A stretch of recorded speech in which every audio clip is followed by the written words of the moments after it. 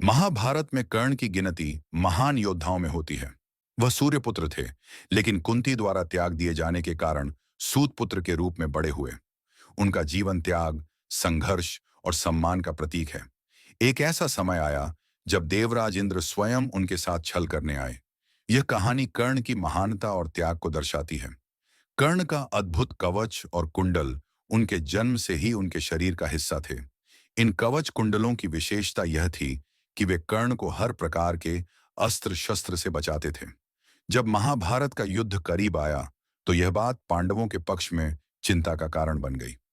अर्जुन को कर्ण से हराना असंभव लगता था।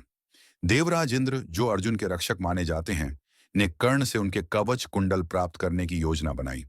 वे एक ब्राह्मण के वेश में कर्ण के पास गए। कर्ण अपने दानवीर स्वभाव के लिए प्रसिद्ध थे। इंद्र ने ब्राह्मण के वेश में कर्ण से उनका कवच और कुंडल दान में मांगे। कर्ण समझ गए कि यह कोई साधारण ब्राह्मण नहीं है। उन्होंने मुस्कुराते हुए पूछा, हे ब्राह्मण देवता, आप कौन हैं? इंद्र ने अपना असली रूप प्रकट किया। कर्ण ने यह जानते हुए कि कवच कुंडल त्यागने के बाद उनकी मृत्यु निश्चित है, फिर भी उन्हें दान करने का निर्णय लिया। उन्होंने कहा, अगर मेरा कवच और कुंडल किसी का भला कर सकते हैं तो मैं इन्हें खुशी खुशी दान करूंगा। उन्होंने बिना किसी झिझक के अपने शरीर से कवच कुंडल निकालकर इंद्र को दान कर दिए।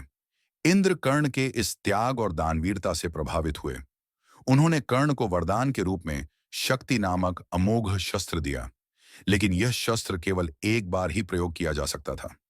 कर्ण और देवराज इंद्र की यह कहानी हमें सिखाती है कि सच्चा योद्धा वही है जो अपनी महानता और दया से स्वर्ग के देवताओं को भी प्रभावित कर सके। कर्ण का जीवन त्याग और निस्वार्थता का प्रतीक है। उनका यह त्याग महाभारत के युद्ध में अमर हो गया।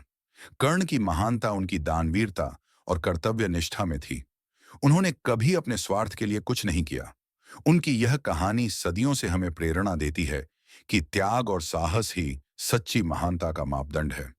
जय कर्ण, जय महाभारत। ओम ओम।